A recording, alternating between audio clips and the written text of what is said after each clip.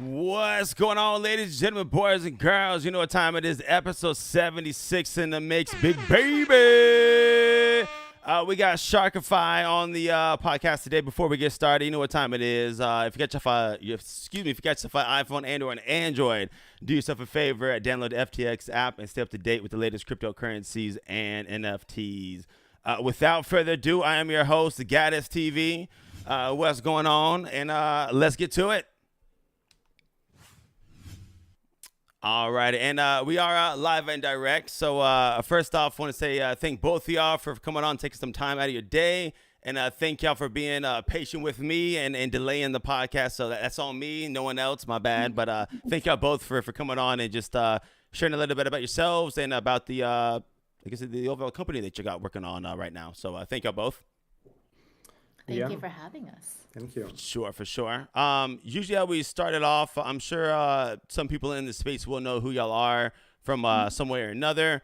For the people that are coming over from the regular fiat world, or it doesn't matter, ETH, or just anywhere in general, quick little background on the both if you don't matter, or I guess don't mind, excuse me.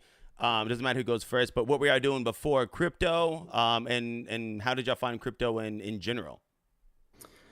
Yeah, so my name is Anton. I've been building things for last 16 years, I think. So before crypto, mostly traditional kind of like startups. Co-founded two companies. Shark is my third company to co-found. Worked a bunch of early stage startups, really, like real estate, construction, education, all over the place. Came to crypto maybe, I think started like researching crypto maybe like 5 years ago, when Ethereum was $70, but who knows, something like that. And came to Solana in July. Just like friends like send me one white paper and say like, well, read it through. And I'm like, what is this? No, just read it. So I read like installed Phantom, tried it, and like, oh shit, like I should jump on that. And yeah, since then, wearing all the t-shirts. Representing Yeah. A fanboy of Solana, yeah. We're actually in the Solana office right now, so it's kind of a cool thing we got going on. My name is Ria. My name is Ria. I studied computer science and business at Caltech. I was planning to go into academia, research artificial intelligence and machine learning. But then over the summers while I was doing research, I also like hacked on multiple MVPs for other companies, and it was really fun. I think that's also a really great deal for companies. They come and get smart college students to hack for nearly free on their things, and we thought it was a great deal. We're like, oh, we're getting paid real money. But I really enjoyed that whole process of like, being an engineer is great, but like having a purpose behind that and being able to design products, understanding the end user and like what the pain points are going to experience, and how to create less friction and how to like make flows more seamless.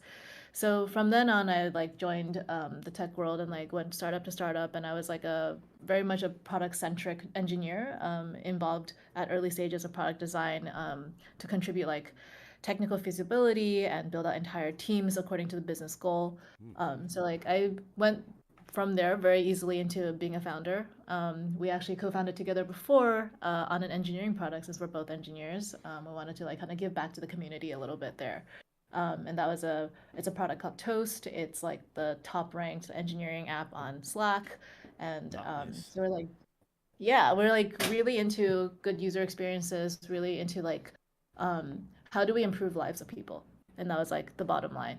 I advise on a number of startups, and more recently like some crypto startups as well. So my exposure actually came in when I realized I was learning from like advisorship is like a two-way street. I was learning from the startups I advise in, and like the crypto companies, I was just learning like so much more. Like every time we meet, like it's like a lifetime had passed, and there's so much more that like it's just like a fire hose of information. So I realized, okay, there's a lot of opportunity here. There's a lot that I'm learning. And like, that's how I just like made my splash into Solana world.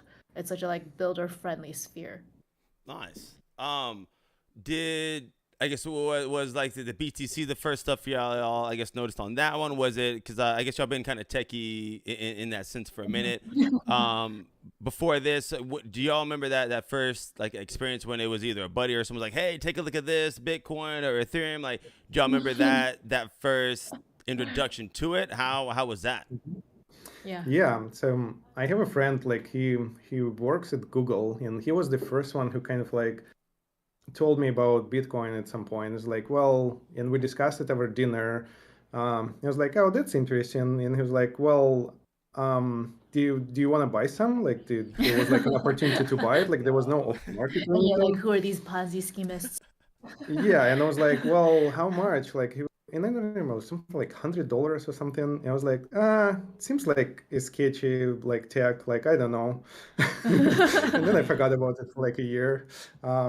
It was And 100 back then? something like that. It might be 120. Oh my gosh.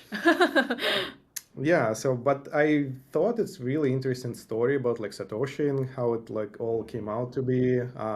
Interesting tech. So like, like very, but at the time I thought like, well, this is by engineers for engineers. Like I really think it will be like a niche space, kind of like when people have like sandboxes, play and experiment. I guess to some extent it's still true. It's like large scale sandbox when we all experiment. Yeah. Yeah, that's my Yeah. entry. Yeah, I mean, kind of a similar story. But I will say I'm much more risk averse than you, and I held out for a very long time. It wasn't until I think I experienced the waves of like hearing about the like different cryptocurrencies, like reading some of the white papers, and then like actually learning about NFTs for the first time through artists that I follow. I'm an artist myself, and then finally just like through interacting with like a lot of the portfolio companies, just like, wow, okay, hold up, there's like, this is like real. Okay, it's real. And then kind of being very quickly brainwashed into degenism. So then now I have my own like collection of NFTs, and I've like helped make NFTs, help launch them, help advise on NFT launches. Now building a whole platform on taking a loan out against your NFT. So here we are today. Yeah, and I remember when I learned about Ethereum first time, I thought like, oh, like you can program like contracts, like kind of like understanding how that works. It's like, okay, that might Sure. work. That might find some applications. Yeah. Mhm. With I guess with the your sticky side behind it, you know what I mean? Looking back, of course, hindsight 2020. Of course, it's easy to be like, oh damn, I wish I could have done X, Y, and Z. Yeah. We'll call it the when y'all's first thoughts of the memories. Did y'all ever see yourselves maybe not doing exactly what you're doing right this second, but being in the kind of the cryptocurrency realm, or looking back at it, was it always some type of finance or techie stuff? But looking back when it's both of y'all just talking to each other, like, did y'all see yourselves in this position? No. Really, no. I wouldn't have imagined if a year ago you told me I'd be where I am today, I'd be like, no. I'd be like doing some like TradFi BS. Yeah, like I definitely didn't expect how quickly I'll turn like 180 from like, oh, crypto is interesting, like pet projects to like, let's build a business there. So definitely did not expect that. I think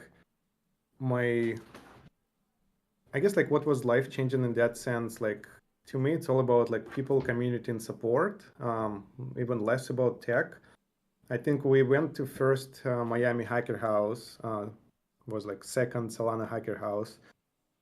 In that, like I told my friends, like was life changing. Like I just felt like community. It's like every business, like community, but Oh like yeah, you tired of hearing about it yet? yeah, when you It's a meet real people, thing. yeah, It is. it's just like I've been part of many communities over the course of Yeah, like it's not last just drinking Kool-Aid. It's like right. there's something about it, right? There's something in the water.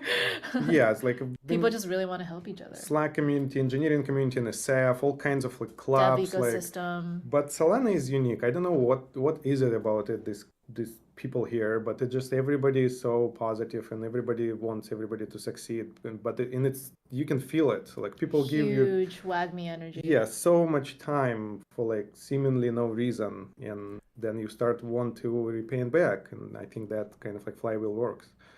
Yeah, I mean, I didn't know I was gonna be here today, but then now, like looking back, like I was very pro like non-binary and female engineers and founders, and I was like a mentor to like a lot of female engineers and female founders, and I just didn't see like that like ever changing like my brand from that. But now I'm like trying to help onboard more women to Web3 and more women to crypto to NFT space, and like making it like possible, making it the space friendly and open for everybody, and like making that more inclusive.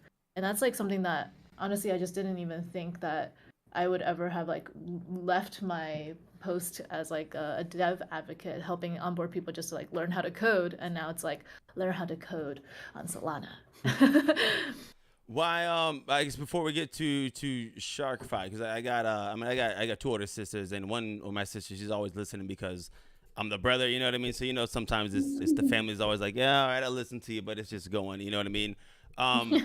I guess what was that different? What was that change on you not wanting to, I guess, kind of like you said, but overall teach or kind of like show people things and being in the forefront to it? What was that? What was that change? What was that mindset? What was that click? To want to teach people. Yeah. Well, Yeah, I on mean, like, the I guess the female range, because you said I guess you at first you didn't think there was a lot of females going on and you were kind of hesitant to it. What was that? Was that just like you said on your shit, you are smart, don't care if you're man, female, anything like that, like you got stuff you can learn people, or what was that? What was yeah. that? Fuck it, I'm gonna do it. What was that reason? Yeah, I mean, like, it's like, I mean, maybe that's a more of a personal thing, but like, I'm very much like 0 or 100 kind of person. Um, That's so I'm good. either like a skeptic or I'm 100%, I'm 100%, 200%. Um, and it's like once I validated this for myself and I see how good of a space it can be, like I really want to bring more people into it. And like I think anytime you're like early in a space, right? Especially one that's like I think we're like the niche of the niche of the niche. To be like the like the risk takers, you're gonna see like at the forefront of this like two different groups. Like one that's like very into innovation, very like risk taking, risk loving, and then you're gonna see like the people who are gamblers who are like some of the people that like start rugging others, right? And I really like what really drives me is I want to change this ratio. It's like I want to change the like the gender ratio and like the non-binary ratio, but I also want to change the ratio of like the amount of good people who can get in the space. And like the For people sure. that actually care about the community, who are here to like not for the quick buck, they're here to like stay and make this community stronger for everybody, make the ecosystem like that much more powerful. No, hell When yeah. you are that. Yeah, plus building on blockchain is fun. Like, so for me, like I have a Yeah. lot of like friends, like obviously like engineers in traditional like Web2 world. Um, it's it gets repetitive. Like you build apps, you build like like it kind of like everything is unique. You're still learning. Our Like there's friends lots would of like not agree. tech, right? But to have such a different paradigm shift, not only in terms of like engineering, like how you build applications, how you build companies.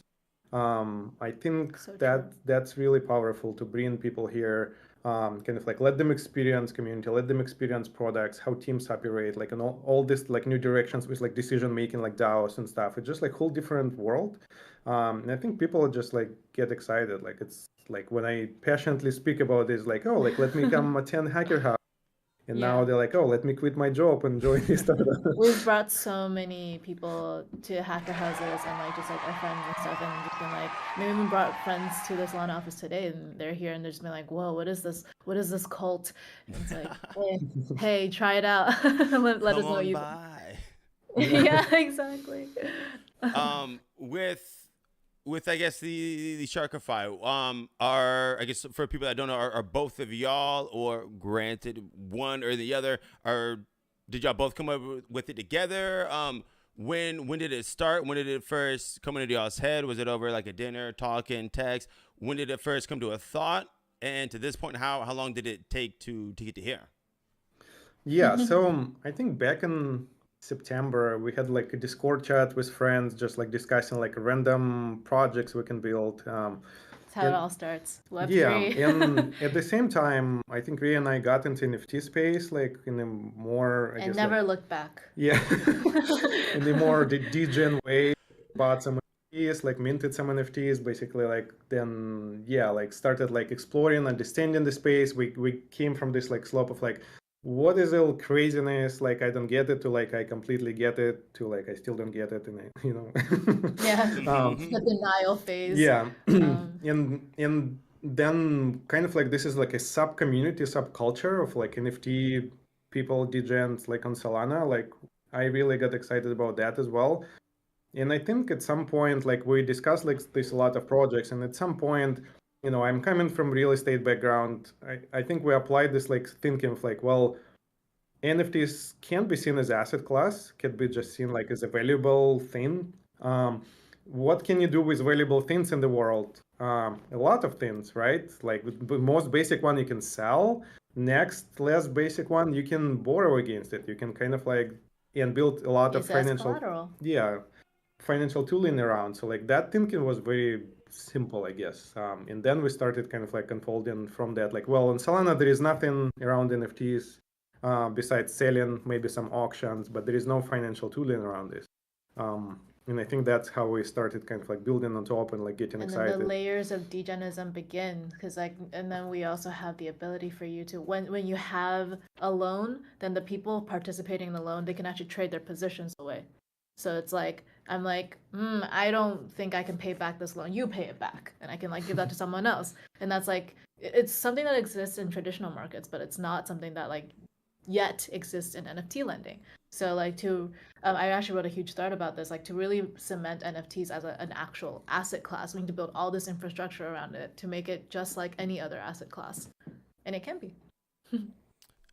Is I guess for the people that I'll say like me, you know what I mean, super basic, so to say. Like, I guess is that how you would explain it to like mom and pops on like the sense of like when I show my mom, a ThugBird, you know what I mean, and they're like, oh, it's worth how much, you know what I mean, like where I guess where does that I guess overall the collateral come from? Is it Yeah. just like you said, both of y'all are thankfully, doing very well and you're using your own pocket money, or like the mom and pops that are like, okay, hold on, Gaddis, you got a ThugBird, you want to go buy a car, you want to use this loan, like how does that stuff work on the basics of Yeah. levels? We just like think about it today. If Sharky didn't exist, right? So like how would we go about, like, let's say you had a ThugBird and I have some money. How would we do that? I guess we'll use some like third party. No, let's say we're friends. Like, Oh, if we're friends, maybe we're friends. I'll hold on to your ThugBird and give you money. Yeah. Oh, okay, well that's the other way around. But Maybe. yeah, sure. If I had the ThugBird, I would like, okay, hold on to my ThugBird Yeah. for now. Like we have like this like gentleman's handshake, and like I'll take some money from you, and then Yeah. I'll pay you back more than you gave me. So that's like a fair deal for doing this. Yeah, that's one way of explaining. Like to my mom, I explained it. Actually, explained. You go to bank if you want to borrow money. Like bank typically can give you some cash just based on your credit score. But if you want a lot of money, you need collateral. Like you can borrow money against your house, against your car. So the bank would have to like evaluate your house. Okay, is it worth like 100K, like maybe like 500K? This is like how much we can lend you. And that's it. Like so, you pretty much that's the deal. And so we're building something similar. Like now in the real world, imagine you have artwork. Maybe you have a picture on your wall that's like worth like a lot of money. You can do the same thing. You can go to bank and say like, hey, this is valuable artwork. I can borrow some money against it. And we're pretty much building this in NFT world. You have your artwork in your wallet, sometimes on your wall in digital form. Then you go to Sharky, you borrow Solana against it. So we keep it. We kind of like freeze it so that artwork doesn't go anywhere. Keep it in as a collateral. Nice. But yeah. And is that on, I guess, y'all's overall, website? Is it live? I guess now again, I haven't done too much granted research on trying to, you know what I mean, I got one ThugBird, I'm trying to keep this puppy, you know what I mean. But I guess how would I want to go to that? Like they said they're doing it on there. I guess how would they do it? Is it on like the website? Do you have a different Yep. Yeah. what's the process? Yeah, right now we whitelisting folks to give early access. We're going live in a couple of weeks, so like mainnet is soon. But yeah, ultimately you go to a website to buy. If you have NFTs in your wallet, you connect your wallet. We'll start from like some prominent collections like ThugBirdz, Solana Monkey Business, a few more. If we support your collection, you instantly can get liquidity. So there is no, unlike the situation with the bank, when you need to go, or the situation with a friend. Yeah, do these handshake deals, like supply all the documentation. We Sharkify it like instant. If you have NFT, you can take out Solana immediately. So yeah, that would be the user experience. With it might be a dumb question with the collateral, the I guess the money part of it. How do y'all determine what that is worth? Is it just on like floor average, or do y'all have certain, I guess, algorithms? And if it's certain stuff, don't let us know, because I don't want people to just make a Sharkify Junior. But like, how do y'all determine what that average cost is? You know what I mean?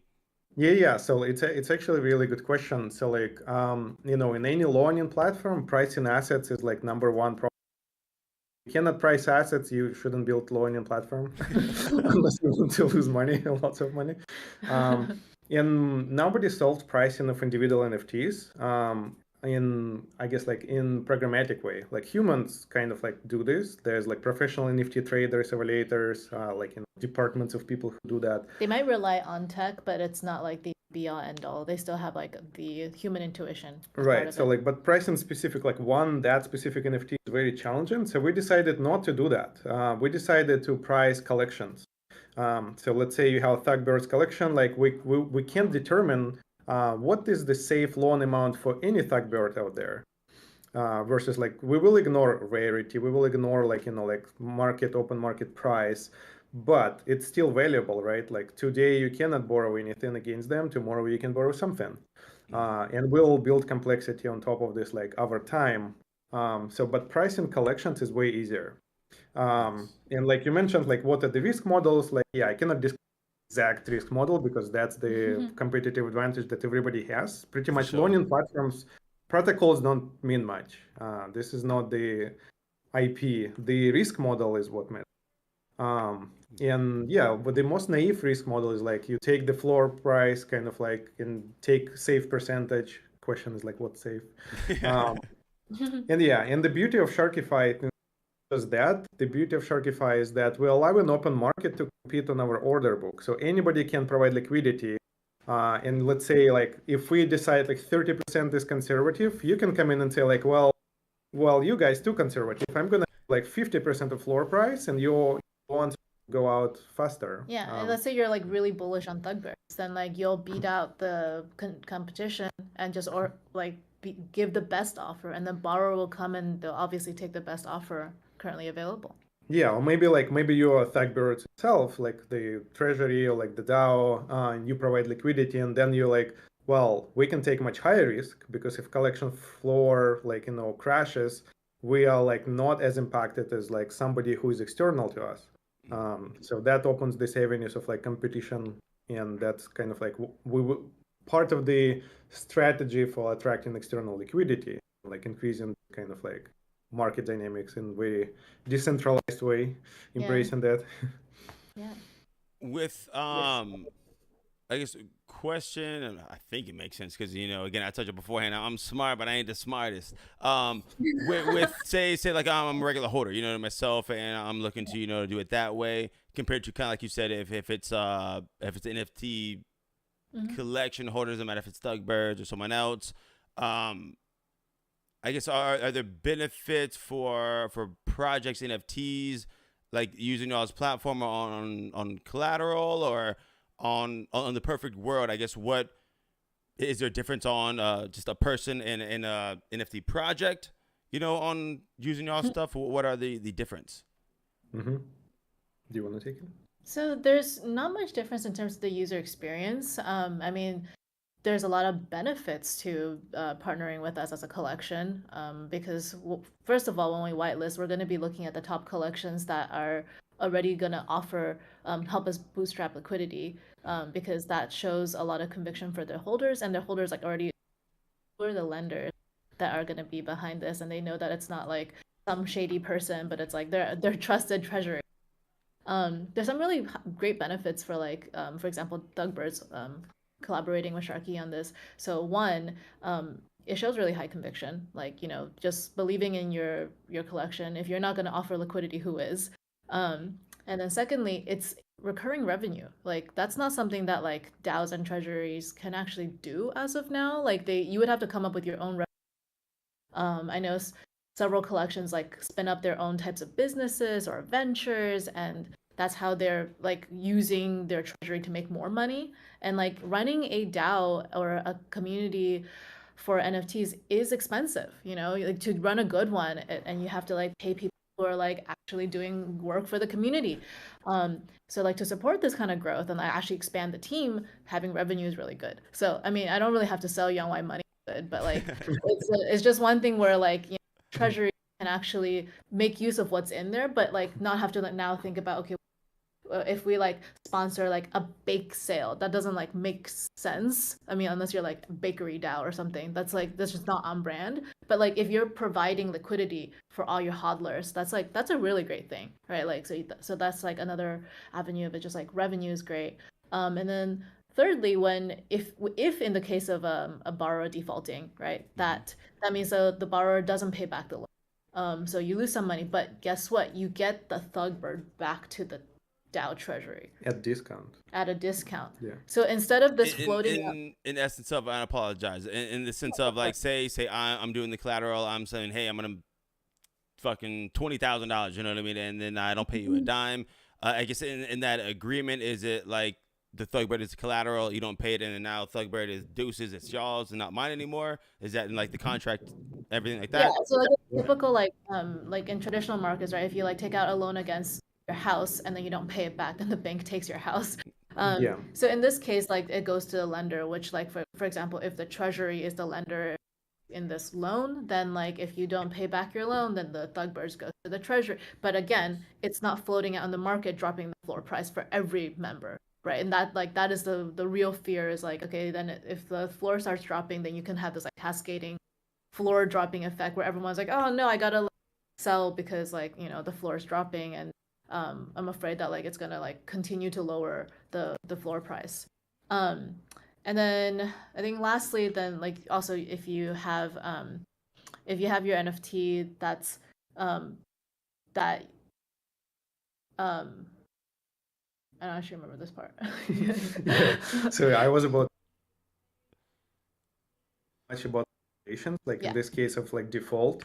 So if you provide in like, you know, Sharky has two users, like borrowers, like who borrow Solana for NFTs, and lenders, like whoever provides liquidity. So like I think what we're describing right now is like why collections want to partner with Sharky and be on this side of lending, like, you know, providing liquidity. But anybody can be like, you know, like one of the benefits, like yes, you can earn some Solana by providing liquidity and presumably even a lot of Solana. But what you also have a chance to get NFTs at discount, right? It's all our collateralized, so it's all kind of like if somebody defaults, you get NFT at 30%, 50% of floor price, whatever was the loan terms. That is much more Solana than you can make interest rate. Like, so obviously we don't want to encourage this and incentivize. We want to protect borrowers from defaults, but in any lending, defaults will happen. And we're not planning to keep those defaults in NFTs. We're planning to create like this open fair market. Like you provide liquidity, you take it, unless you don't want to, then we'll do it for you. I remembered what I was gonna say. Um, so the other thing is like innately, I think it's just like one aspect of utility that like is kind of overlooked in NFTs. Like NFTs can have their own utility, but the earliest ones and some of the blue chips are kind of just the NFT. Obviously, you have access to the community, the DAO, the governance. It's all really great. But one more aspect of utility is now if I'm able to borrow against my NFT, then I like have access to like liquid cash, that's different than like if I thought I would have to like sell at the floor today to like if I need access to cash now. So like that innately will raise the value of the NFT because you have like access to additional aspect of utility. And that also like means that people are less likely to sell at floor price because they can still get that cash today and not worry about like can I like if I really want to sell, then I probably want to sell below floor so that I can access that quick cash, right? So that's another sort of like protection against having like people just like trying to make money out of it. So yeah, those are all the like aspects of like why it would make sense for like lenders and borrowers to collaborate on this because it protects collection value. Yep. How I guess explain if you can. You don't want to get y'all's I guess not secrets, probably not the best word, but y'all's code and everything on there. Yeah. What I guess say if a project is doing well and the floor, does tank it's knock on wood if SMBs or the ThugBirdz or fucking Aurora, you know what I mean, where it's worth it, you know what I mean, and then 4 months down the road it goes to a penny and God hope not, but something like that happens. How I guess is that kind of like you said, the algorithms, y'all, how y'all determine what it is on the value on there, or okay, and then I think you answered it as well. Again, maybe dumb question, but where y'all getting the money from in the sense of, say if 2 months tomorrow, whenever y'all launch it pops off, you know what I mean, and it's 3,000 people from ThugBirdz is like, yo, I'm about to buy a new car. I need some money real quick. You know what I mean? I guess I'm trying to say, I don't want to be too personal, but like, is it y'all have like VC stuff like that? Like where is that money coming from? Like how do y'all have it? Yeah, so like liquidity coming from 4 different sources. One, we put in our own liquidity. So like we'll bootstrap a little bit, like, but over time we'll get more and more. We want to be the bank. We want to provide more liquidity and compete on our own order book with our own risk models. 2, there are organizations that very interested in just like using us as a platform for like borrowing and lending. So they will provide liquidity as well because that's their primary revenue stream. Cannot yet disclose the names, but there are like at least 2 partners like fully kind of like using platform like that. 2 large institutions that don't care about NFTs. There's like 2 sides. Like they're like, we care about NFTs, want to deal with liquidations, and we don't care. So attracting, this is one of the largest liquidity. Basically, for them, all we need to say like, hey, like we need X liquidity. Is it like deal or no deal? And if a deal goes through, then we just take care of liquidation, like use the external liquidity. For them, it's like completely, I guess, like black box, kind of like they don't even know where liquidity goes. Like, I mean, and like 4th source, like which we also believe it's gonna be pretty substantial, retail investors like yourself. Like you can provide liquidity and compete on order book, and there's quite a few people that will do that. So yeah, I think my theory is that like we won't be bottlenecked by liquidity. It's more about like balancing supply and demand and like building meaningful models. And like you said in the beginning, like what happens if market does crash? Well, we're doing fixed term loans. So like unfortunately, like if market does crash, the lender liquidity provider like takes a penalty. So they take NFTs that may not worth as much. They lose some liquidity, but that's like that happens everywhere, like in the normal world as well. The only way to deal with this in the future is to provide some sort of insurance. But again, in the NFT space, all of this is like evolving, and it's all super young and challenging to build sophisticated risk models like that. And that's why we need more people to build on it. Yeah, so like more infrastructure. Yeah, the compensating mechanism shorter term loans. So we're starting with like 2-week loans, we'll expand to 1 month, and like the more confidence we get, like the longer duration loans we're gonna get and stuff like that. But it's also interesting because when we think about like infrastructure, right? Anything that sits at the infrastructure level has impact on the longevity of these projects. So like one of the reasons why NFTs can become a bubble and like this bubble can pop is because there's lack of infrastructure to support it. So by introducing things like lending, staking, mortgages, insurance, things like that, people will have more confidence in them because innately there is less risk and infrastructure tooling comes in, and then we're gonna see less of these crashes. And like and that also is good for the ecosystem, and it's also good for like it's like it all perpetuates growth in one way or another, and that's like what I'm really bullish in this whole thing. No, 100%. I know my buddy's he's insurance, like in insurance, just regular, you know what I mean. And he's always talking about, listen, you know, once you know you can have liquidity for the NFTs, things like that, like it's gonna be a game changer. You know, like I said, it's super early to an extent, but at the same time, I won't say even the regular corporate companies to an extent are thinking of it, but it'd be the same sense of if both of y'all were working for a corporate company. To an extent, you're thinking of it. You're saying, hey, boss, you need to think of X, Y, and Z because, in 5 years, you might not be here because we got collateral on this and X, Y, and Z. With the thing I like to hear, because, on the podcast, we've had everything from, shout out, Brett from FTX to NFT projects to, devs, things like that, like yourselves. And maybe it's early, you know what I mean? Maybe just Solana people are fucking awesome. Shout out to everyone. But it's always been, like I said, people are that help. It's like, hey, I need X, Y, and Z. I'm thinking of this. And people are there compared to, you think of the regular world, oh, it sucks to be you. You know what I mean? It's not like, no, well, it doesn't suck to be you because I'm going to help you. You know what I mean?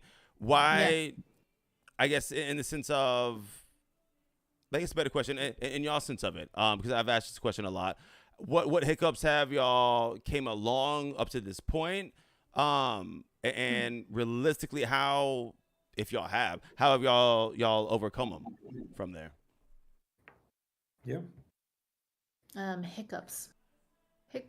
I mean, I kind of touched on this a little bit earlier, but like along with like the WAGMI energy, there's also like sometimes bad actors that like I think when we've all experienced this. Anytime a rug happens in the world, people are less bullish on projects and people lose confidence. People feel unsafe trying to invest in another project, and it's like the saddest thing to me because I'll see like really great projects launch the day after like another project rugged, and it's like that just sucks because the community becomes a lot more like tight around their money and it's like there's like a really good community already and people are bullish, and it kind of like fractures, and we see a lot of like FUD that just like people just are not certain like what do we do now, and I think that like is something that we just have to come together as a community. Like how do we support projects that have been rugged? How do we support like adding trust into a world that is decentralized and innately so anonymous,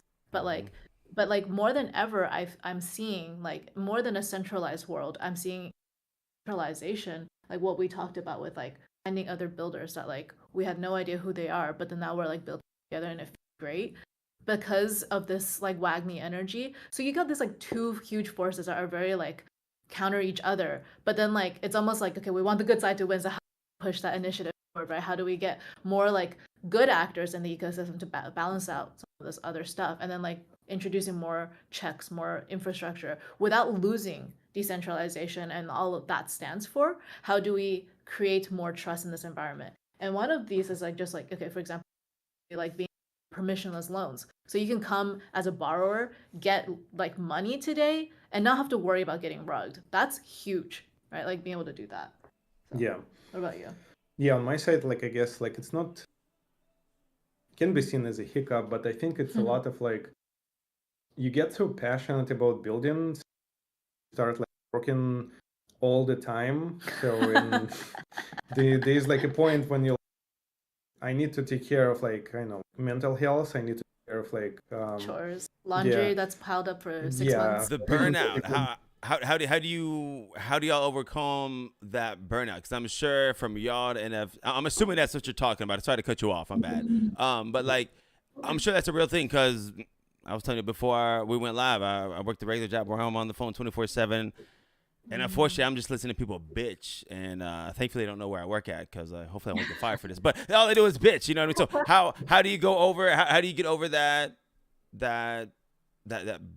You know what I mean? Because I'm sure everyone has it. Have y'all both hit it, or how would you overcome it? Yeah, I'm not.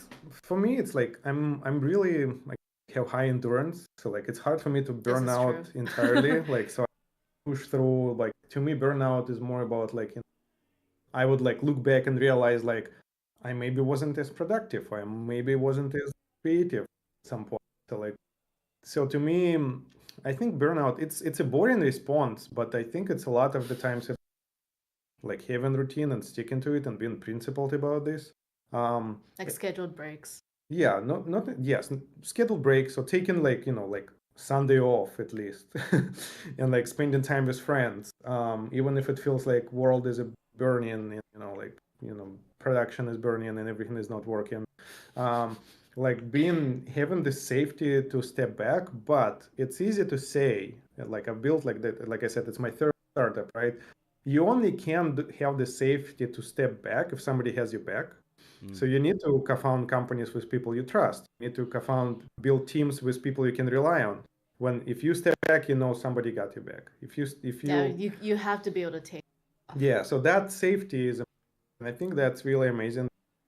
We have it on the team. Like I think we have a great team, and like everybody feels like order to like recharge. And I think it's in the beginning it was rough because like at some point like you build so many things like that everybody is stressed, and there's a tipping point when now like have some breathing room, but like clear Yeah. definitely for like maybe about a month everybody was like redlining, but it's more about like having a true. strategy. Yeah. I think similarly for me, I recharged best, and I think this is like I'm lucky that I have multiple interests and like hobbies. So like for me, like becoming a founder was because when I worked my standard 9 to 5, I was burning out from that, and I feel like I can burn out as a founder, but like it's much more rare of an occurrence. I feel so much energy from being valuable, and that's the thing for me. Like when I have conviction on something I'm building, and like I know this is the right strategy, I can really like dive in. But like for instance, I can like code, then I can like branding, and like most recently on a hacker apps, so like proof of participation or proof of attendance protocol, and I got to work on NFTs for like the hacker house. I had to learn like as an learn Blender for the first time to do 3D modeling, spinny ones. The LA one looks fire if you haven't seen it. But like that was like really, really fun for years for a little bit, and like take on something that's like also very important, also great for the community. And then like it was like a mental break for me, even though I was doing something.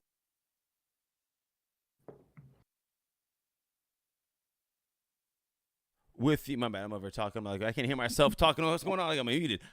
With kind of mentioned on that one with the hacker houses, because I think honestly I saw y'all from that, because even though I'm a podcast host, I'm not at any of the hacker houses, unfortunately. You know what I mean? I wish I was. Hopefully I'm in the one in Miami I'm gonna go to, because I'm in Florida. But was that y'all's first? I guess hacker house. If not, what was the first one? And then realistically, what was not the importance, but I guess what major factor did that encounter did it entail?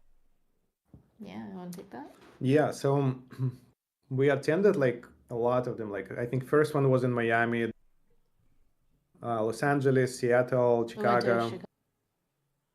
Yeah. I'm going to Prague as well. So yeah, so it's I think in Miami it was kind of like first when I understood like the energy of the community, like I mentioned before, this like positivity, this like Wagme energy. Just people are very what's the right word? Like charitable with their time, kind of like generous, like ready to give you time and support, and also super smart. Oh yeah. Like it's like it's one thing to like have someone who like wants time, but they're so capable. Like, I shout out to all the Hacker House people. It's like Yeah, just like meeting smart person after smart talking. It's like you can bring any problem and pitches in what they think. All of a sudden, you I'm unblocked. It feels yeah. good. And it's this unique mix of like builders, investors, like people looking for companies or building companies or teams to join. This kind of like it's kind of like a mixer. Um, and you can literally like show up and like find like your way in. Like even like like I've seen non-tech people like artists come in and find like NFT projects to join some other. It's kind of like it's hard to describe like what can you do there, but you just need to show up and you'll find like maybe your world community. I think many people just like attending one hiker house and by the next one do something. Yeah, it's not uncommon to see someone at the next hacker. Oh yeah. Yeah, I can't overstate it. Like I tell all my friends like if I can give you one advice this year, just show up to one of those. Like no matter what you do, yeah. I've had a lot of people say that. Maybe it's for the networking, maybe it's for, again, like you said, like the people just say it's smart, and you can find that one person to make everything click. The last couple questions, because I just looked at the time. I was already late on. Again, my bad on that one too. I just looked at we're already at 46 minutes. So if you had dinner plans, yeah, y'all can yell at me. My bad. You know what I mean? What I guess in the sense of Solana, you know what I mean, the crypto realm. What do y'all want to be known for as a company overall? What do y'all want to be known for? In Solana or like in this space, I think I would like us to be known as founders, like example, good founders. Like doesn't matter if you build like successful company or not successful. It depends on so many factors. But I want us to be seen as somebody who is pro community, contributes back. Like I'll never forget my first kind of like intro to the community and what people do to me. So like I want us to be builders like that are seen like that and empower others, come in, stay, and empower and like strengthen community. So like we're doing a lot of initiatives, Sharky, to like bringing new engineers, teaching, onboarding, helping like organize hacker houses. Nice. I think I want that to be seen and remembered as like one of the examples of how you act like and being a good actor here. Yeah, I definitely agree with that. I mean, if your question was about also like Sharky, so I would like Sharky to be remembered as like the bank of NFTs, bank for NFTs, right? And like really being like the piece that unlocked it all when all the infrastructure started getting built around us, when we were the protocol that kind of enabled integrations, so that we can have like liquidity providers, calls with appraisals, we can have mortgages and like insurance policies on top of that, to be like the piece that kind of like dominoed all of it, right? And then like also personally, I very much second that opinion. Like we're all so early and there's no playbook, there are no best practices, which is why it's been so hard to get started. And the people that are making it possible are just like are chewing glass, right? Like we're really trying to figure everything out. And like the lengthy processes that it takes to be a founder, it's like part of it's like legal, it's like it's not even like it's not even like sometimes it's not even for the sake of building. It's like all this other you had to get through. But then like to push past this and build a frontier that like everyone else can like come pouring into Web3, come pouring into Solana space, to crypto space. That's what I'm here for. And I want us to be like the people that you can go to like ask for help when you're starting your company. And I want to be accessible. I want to make the space much more inclusive for all. Yeah, if you're building or thinking about building a company on Solana, come talk to us. Yeah. Yeah, for sure. With looking back, it kind of asked a similar question beforehand. Looking back, hindsight that y'all are now. What tips would y'all give both of yourselves? When you first started. Well, I guess what were those things that doesn't matter if it was something y'all were thinking that, oh, this is gonna be a problem once we do this stage, or you didn't even think it was going to be a problem, and it was. What were those tips, I guess, you would have gave both of yourselves, knowing what you know right now? I would say, which may not be useful advice for general public, say like number one tip would be don't ignore intuition from traditional startups. Like, experience matters. I think I ignored my gut feel on multiple occasions, and I was wrong to in terms of like fundraising, like what matters to build a company, prioritize. Building And a team. yeah, went with like conventional wisdoms in crypto. It's like it's the Wild West, but it's not that wild. It's not like it's just completely detached from. Yeah, it is crazy. It's there are just some fundamental and I think like not like trusting your gut feel on that is important. But yeah, then building a product is important. I see a lot of companies, like a lot of teams in the space, building community on future promises. Like NFTs is a good example. Kind of like, here's the roadmap, like mint over like 10,000 NFTs today, and we'll do something tomorrow. My intuition always is like, well, how about deliver value to talk about minting and all of that. So kind of like focus on building, not just like abstract protocol. Get real users to use it, get people to try it. I think the sooner you get there, the better. And that's sometimes like, I think in crypto, it's like a new space. Like I often don't see that. I often see this kind of like abstract building for the sake of building sometimes. But I mean, that's also fun. That's cool. That's what hackathon's all about. And I Yeah, think for that sure. from that you get so many great ideas. I would also say to my former self, I mean, I think that this is something that I already believe in, but like to like 10x that. Specifically, if you're building in the Solana space, make friends. Like there's so much value in the early, the first movers in the space. The people that end up here, like through a variety of means. I mean, you asked us about backstories, but there's like so many people when you ask them their backstories, it's like there's very diverse backgrounds. But then like there's like one underlying uniting, and we're all just like very like energetic about this and want to like contribute. I mean, at least all the good actors. I just feel like there's so much of this that like there's talent, there's good vibes, and there's like this energy of like let's all like help each other make it. And I cannot stress enough like how much is WAGMI forward. I do think that like that's why you have to make friends. Like step outside of your comfort zone if you're an introvert, and like that is gonna be worth so much. That hour of like hacking time versus like talking to like two other people in the room, that could just save you so much more time down the line. And like you never know. So that's my feedback.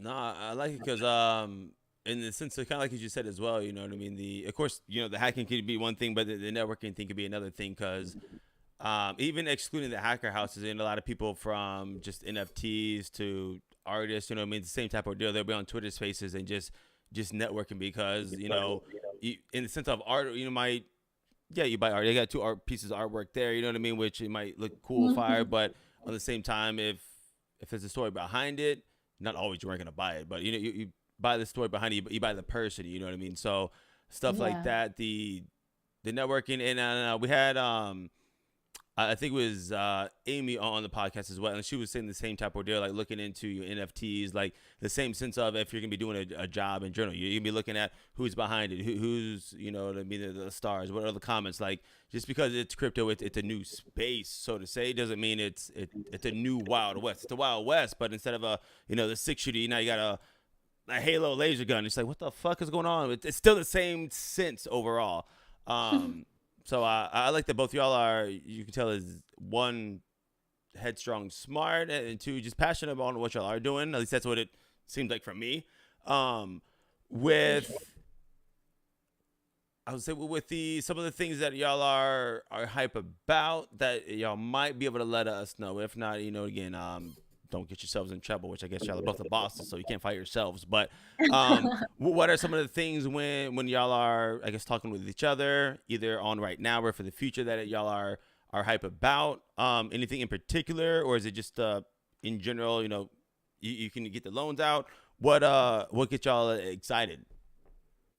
Yep. I'm excited about like gaming on Solana, gaming NFTs, and kind of like application of that. Like I want to see more games, and I think they're coming. And I know of some like big names as well. I think there's so much you can do with NFTs in space, and like provided Solana has infrastructure for that. Like I think that could be really. And I'm just excited to play games, like participate in that, and contribute to that. Yeah. Clearly like aligned with that. But just like NFT space and Solana in general, I think gaming subset of it. I think there's so many projects right now, like later this year, that's like super innovative, like or like something that like have never been done before. Yeah, I'm super excited about that. Yeah. I think gaming is like one huge piece of that. I'm excited to see where metaverse takes us. I think that like we are in the early phase of discovering what that looks like. What can we even tech? Um, but like imagining like NFTs being kind of pervasive, like we'll have like metaverses full of NFTs, of course, but then like when we get those NFTs into the real world, I'm seeing NFT galleries popping up everywhere, and that's really exciting. And I think at Sharky we like really focused like the branding. How do we make this digital asset class look and feel like luxury? Like because it's fine art. How do we like really showcase? So like from the branding and a design perspective, like make it happen. And then I'm also excited that like for example, at the V1 release, you'll be able to hold your collateral in your wallet. So instead of like being able to or instead of like putting your NFT in escrow, you can now hold it in your wallet, and that's like a huge value add because retain ownership over your NFT. So like things in the roadmap are exciting for me, and like that they seem like it's gonna bring real value for all of the borrowers and lenders, and that's like super exciting for me. No, 100%. Question before we get to the last one overall.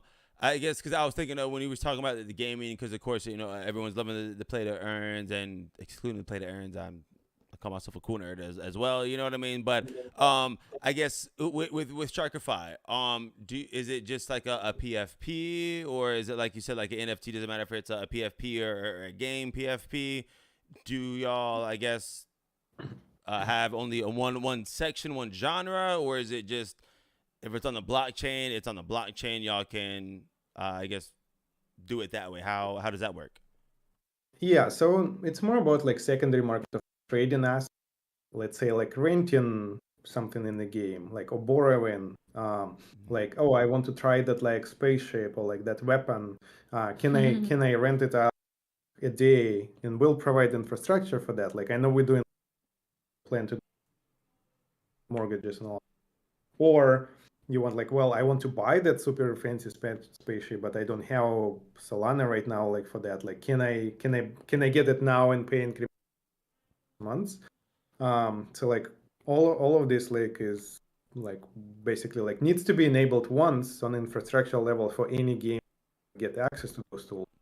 So like nobody needs to like build this from scratch, and that's like where our synergy comes in. And yeah. Yeah, we have quite a few friends that are building on Solana. I'm excited for this new frontier. And they keep talking to us about like, can you like enable like a scholars program? So like that's one of the ways that we're going to about like rent down the line. Being able to provide this through Sharky so that these new collections can like have a place where they can co-locate all of the like interesting scholars programs, and then like be able to train up like their protege when they're like a pro gamer. Nice. I like it. With I mean, I guess honestly, the last question, because again, I don't want to keep y'all forever, because I want to get you up to an hour. And we've talked about a lot, but are there any, I guess, like last comments, something we haven't touched on that y'all are honestly super like excited on, or really wanted to touch on? I guess any last comments for the community in general? Good question. Well, It's probably a lot. I guess like yeah, hold on to your NFTs. I think that's Yeah. important. Like we learned, like majority of trading volume is around, and majority of use cases like somebody needs like quick liquidity, but they wish they could have kept the NFT. So, but now they're trying to sell it because we definitely anticipate changing, like where the majority of the like trade be, and like how new Sharkies in the future, and they can actually put a portion of the treasury towards being a liquidity provider. Like a lot of that's really exciting. Yeah. So like right now, I think also like market is a little bit down. My last comment is like, hold on to your assets. Like things will gonna change really rapidly, really from market conditions we're right in. Nice. And I probably should have asked kind of beforehand, but with the collateral sale that, like, say I put a ThugBird on it, is it in the contracts? Do I have, I guess, certain levels on, you know what I mean? Hey, if it's the $20,000 worth of it, there's a certain amount going, I guess, paying towards that. I guess how does the payback go on that one? Say I take a loan out from y'all and it's 5,000, 10,000, you know what I mean? Whatever it is it a set structure for X amount of dollars, or how is that done? Like you mean like what? How much you can get based on your NFT? That, and maybe honestly, maybe it was a dumb question, because the sense of, I guess, if I didn't pay it back, then y'all are taking the ThugBird or anything like that. I guess how Like how's the repayment process? Yeah, how is the repayment process on that? Is it different percentages for different amounts, or how is that done? Oh, like right now repayment is like it's always like the same. So like if you took out a loan, you can only repay it once. There is no like incremental repayment. You repay it like you pay entire interest. In the nearest future, we'll probably do some progressive repayment, maybe for like some small penalty. That's like a lot of platforms like in real world do this. Credit card. Yeah. But yeah, pretty much. Yeah, and we're considering like indefinite loans. But I think that you were is kind of also about interest rate. What would be the APY on? And the answer is it would be probably different per collection, and it also would differ depending on experiencing like really high demand on like the lender borrower side. So let's say there's like a lot of money and no one's taking out a loan, then we can dropping that like APY so that you can actually take a cheaper loan, right? Or like if there's like a lot of borrowers but like not enough money, higher. It's harder to get Yeah, but good news, like for in the beginning, we'll start with really low, and unlike a lot of other platforms, like on Ethereum, for example, to incentivize early adoption. If you're first on the platform, you'll be able to like borrow it really, really great.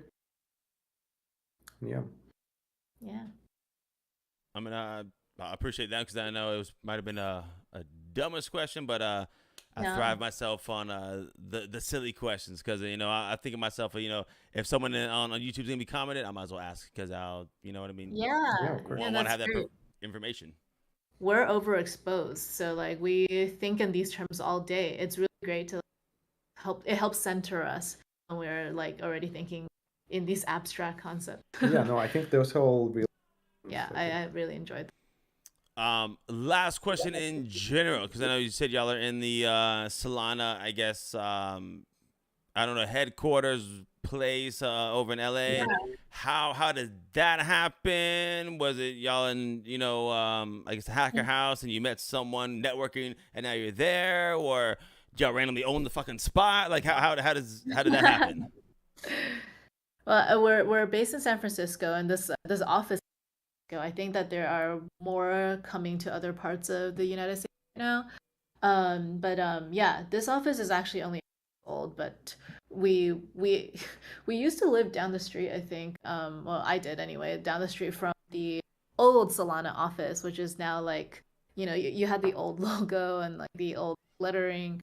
But like that was really interesting, because I was like, this is really nostalgic. I'm standing in front of it with my Solana hoodie, and like come such a long way. The blockchain's come a long way. And then this office is quite new. It's like the top floor in one of like the best locations ever. And it just like, it's so beautiful. You can see like different historical landmarks from all, like just turning your head, you can see out the windows, like a panorama. really Yeah. nice. Yeah, if you're building in Solana, like you can attend, use Yeah, you common can apply shared to what Solana is doing differently from chain, building these communities in very focused ways and kind of like so if providing you're like an ecosystem, collaborate with other ecosystem teams. yeah, and that's basically all you need to do, like build something on Solana, and yeah, you can get lots of support. Nice. No, I love it. I'm gonna go ahead and honestly end the stream on this. We kind of like beforehand. I'll mute it up. So not trying to be rude or nothing, but thank both of y'all for one being patient with me. Again, I'll say for the third time on being late on everything. But no, really, I thank both of y'all for taking y'all's time out of y'all's, I guess, evening and night now. And just sharing a little bit about yourselves and Sharkify. So thank y'all both. Yeah, thank you for having so us. much. This was really fun. Yeah, For sure. On that one, stick around for a quick second. But ladies and gentlemen, boys and girls, you know what time it is. If you're not already, go ahead and follow Sharkify on Twitter. Go ahead and follow ThugBirdz, ThugDAO, and ThugPod. Until next time, y'all, stay fresh, stay clean, stay positive, stay pimping. And as always, y'all, caw-caw.